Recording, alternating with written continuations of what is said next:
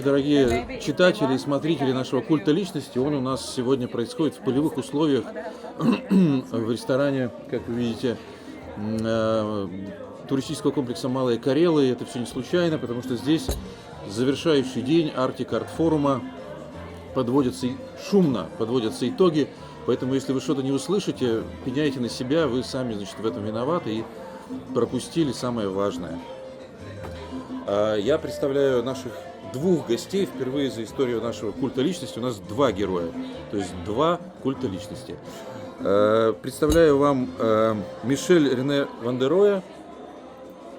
Она представитель компании Нода, норвежской компании, которая объединяет сразу множество небольших архитектурных и дизайн-агентств или отдельной креативной индустрии. И Магнуса Вогана, норвежского же архитектора и дизайнера из Тромсе. По традиции передаю право первого вопроса Кристине Дрягиной, которая представляет, собственно, организаторов Арктик-Арт-форума. Кристина, пожалуйста, у нас очень-очень мало времени. Здравствуйте, уважаемые коллеги. Рада всех видеть вас снова. И что бы я хотела спросить, как вам Архангельск, как ваши впечатления? So the first question is, how is Arkhangelsk for you? What are your impressions from the city? Well, we didn't have so much time to visit the city because we arrived very early in the morning. I was just to the conference, but we got a guided tour with a car, so we can see different locations, and it was nice. Yeah, a lot of potential. У нас не было много времени на то, чтобы посмотреть город, потому что мы сразу поехали на конференцию, но на машине мы немного проехались, и мы считаем, что здесь достаточно большой потенциал. У нас есть такой юморист, очень известный в России, Михаил Жванецкий. Он, когда его спросили, что вы помните об Архангельске, он сказал, что когда я сошел впервые в жизни с самолета, с трапа самолета, его спросили, как вам Архангельск. Вот это такое впечатление всегда, когда человек приезжает, его всегда спрашивают о том, как вам город. А сказать-то, в общем-то, сложно. Но на самом деле, наши регионы объединяют очень многое, как нам кажется, и очень много об этом говорили на форуме. В первую очередь, там, климатические условия и так далее и тому подобное. Вы занимаетесь архитектурой и дизайном на севере. Как вы подстраиваете современную архитектуру под климатические условия севера? So our regions, they are similar, yes, they share one thing, like climate, for example. So, and you work with architecture, and the question is, how do you combine this architecture and quite harsh climate conditions? Well, in that regard, architecture has to be a solution to the climate problems. It has to solve the issues that the climate brings forward. If it's cold, lack of sun, wind and poor outside spaces, then you place buildings and you try to make architecture the answer to how you solve this harsh place and to live in it. В нашем случае архитектура является способом решения проблемы с климатом. То есть, если ты живешь в месте, где достаточно ветрено и холодно, значит, то, что ты делаешь, архитектура, это должно все отвечать тем проблемам, которые присутствуют в регионе. Because architecture is not just the aesthetic, the pretty building, right? But it's a building that works for the user, and it has to work in the place where this user lives. It can be in the desert, or it can be up here in the north. You have the same thing. You have to work with the climate. You have to work with the users, and then something that works. То есть архитектура — это не только эстетическая составляющая, это также и практика, да. То есть если ты живешь в пустыне, если ты живешь на севере, соответственно, архитектура и те дома, в которых люди живут, они должны отвечать определенным условиям. Еще один вопрос. У тебя есть, хорошо, поехали. Да. Это видно. Магнус, поскольку я являюсь куратором форума, мой вопрос в большей степени адресован сейчас к тебе. Мне бы хотелось, я вчера, услышав твою презентацию, я поняла, что Архангельск и Тромсе очень много схожих вызовов, связанных с локальной деревянной архитектурой. Было бы тебе интересно поработать у нас? So when I was looking at your presentation yesterday, I realized that Arkhangelsk region and the region where you live, they are quite similar in terms of the old wooden architecture. So will it be interesting for you to work in that field together with our region? Definitely, because a lot of the solutions in how we work with the old timber structures in Tromsø is relatable. You can get a lot of feedback from the experience at least the municipality has in Tromsø and how they facilitate for use. And say a building, and a wooden building, at least it needs someone to live in it, to keep it warm, and to make sure that life is there for it to be able to live. An abandoned building will die and rot and fall apart over time. So it's important to take accurate measures to make sure that building survives. Да, я считаю, что было бы интересно поработать в этой сфере, особенно учитывая то, что деревянные конструкции, они действительно достаточно специфические, и чтобы деревянная конструкция жила, в ней должны, то есть в этом доме должны жить люди, должны отапливать его и так далее. То есть мы могли бы поделиться опытом с Тромсой, поделиться опытом, как они работают с древесиной, как они обрабатывают. I also think that it's important that Arkhangelsk and Tromsø and the actors we have in the north of Norway, that we make a common platform, that we can meet and that we share experiences and solutions to these common problems, because we have a lot to learn from each other, but it's important to figure out a way how we can meet and how we can make this collaboration work further on, to keep contact and make sure that we hear from each other, that it doesn't stop here. Я также считаю, что очень важно иметь возможность именно делиться опытом и встречаться. То есть для того, чтобы понять, как Архангельск и Тромсø могут сотрудничать, для этого нужно проводить определенные встречи, для того, чтобы обмениваться идеями и подходить к каким-то общим проектам. Ты говорила об обработке древесины, о, так сказать, новых домах на северных территориях. Я вот знаю, что ты занимаешься проектом в том числе пассивных домов. Дома, которые практически, один из вариантов домов, которые практически сами себя должны отапливать или, скажем так, минимизировать затраты на энергию. У тебя уже были реализованные проекты, и вообще насколько популярна эта тема в Норвегии?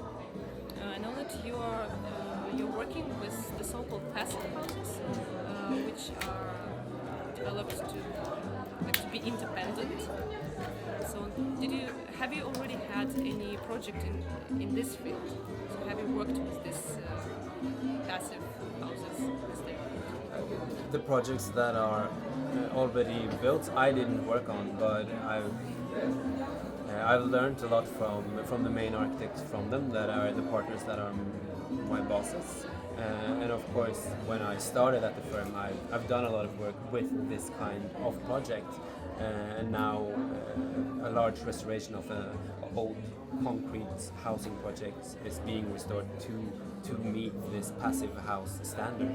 But it isn't exactly an independent house. It's connected to power and to the city, but it just functions better. Конкретно уже построенных домах каких-то я не принимала участие, но когда я пришел работать в компанию от своих боссов, я очень много опыта перенял, и это дома, которые, да, действительно функционируют намного лучше. И именно в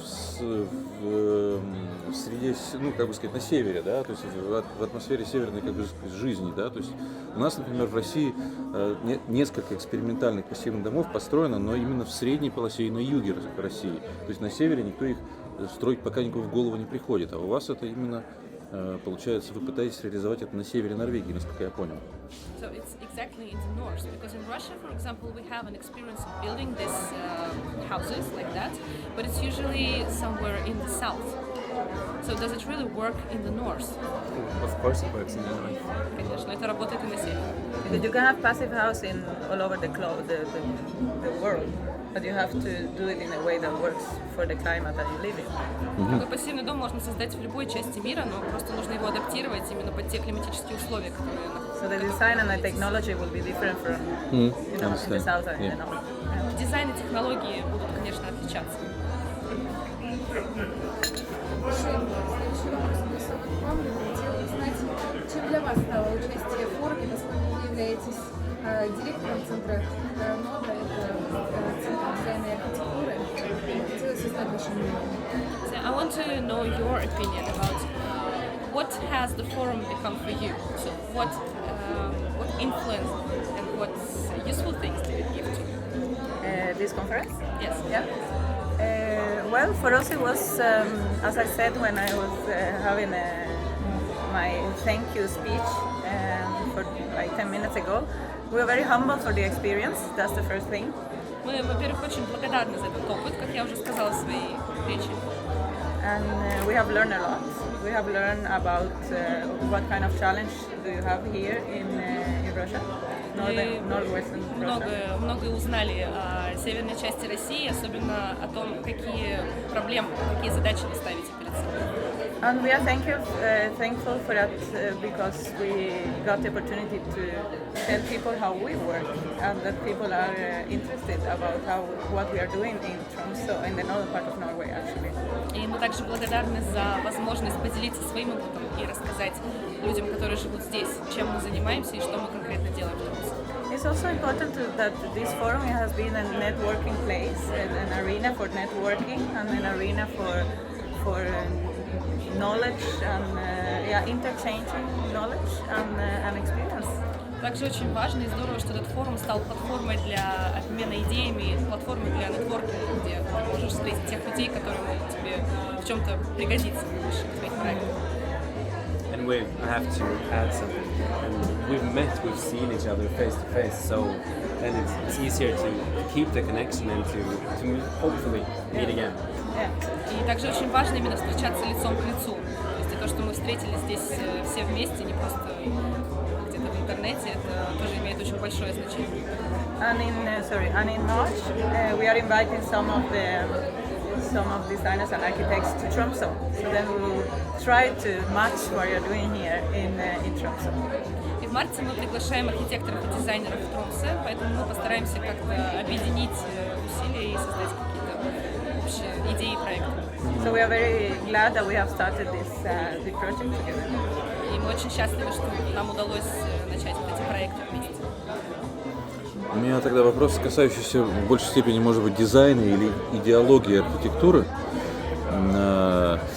Наши регионы похожи еще не не только тем, что здесь и у вас, и у нас холодно, но мы еще связаны общей историей и историей культуры. Это море, общие исторические связи и так далее. Вы, проектируя свои здания и воплощая дизайн идеи, стараетесь,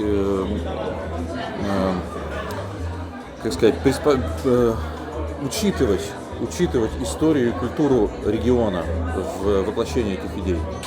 One more thing that our regions share that we have in common is the history and the culture. So it's like we have the sea and we have the water. So when you design when you make some architectural projects, do you take this into consideration, like the history and like the sea and all these images and ideas? Do you reflect them in the architecture that you make? That depends. It depends on where you're situated. If you're making a house by the coast, and maybe even if you start a restoration project on an old timber structure and an old coastal house, of course that comes naturally, and it's also part of the way we live, our closeness to the sea and our dependence on it. So, well, the culture aspect of it depends. Sometimes yes, and other times you have to do something completely new and something radical. And it's also what the user wants, right? Because you design for someone. Yeah. Это зависит от того, в каком конкретном регионе, то есть в каком месте ты что-то строишь. Если ты находишься у моря, то тебе приходится учитывать определенные факторы. Когда удается участие в культуре, да, это, в первую очередь ты создаешь что-то удобное и практичное для того человека, который будет там жить. And when working with that culture, it can also take a lot of different shapes. So it doesn't have to be traditional architecture all the time. Coastal influences can also be expressed through modernist ways. So don't be afraid to experiment and facilitate for architecture in Archangelsk. Архитектура не всегда должна быть традиционной. То есть в ней можно отражать все, что угодно, и поэтому и в Архангельске, наверное, стоит придерживаться того принципа, что не нужно всегда идти по традициям. И экспериментировать не надо бояться. Окей. Okay. It was like, not so sure.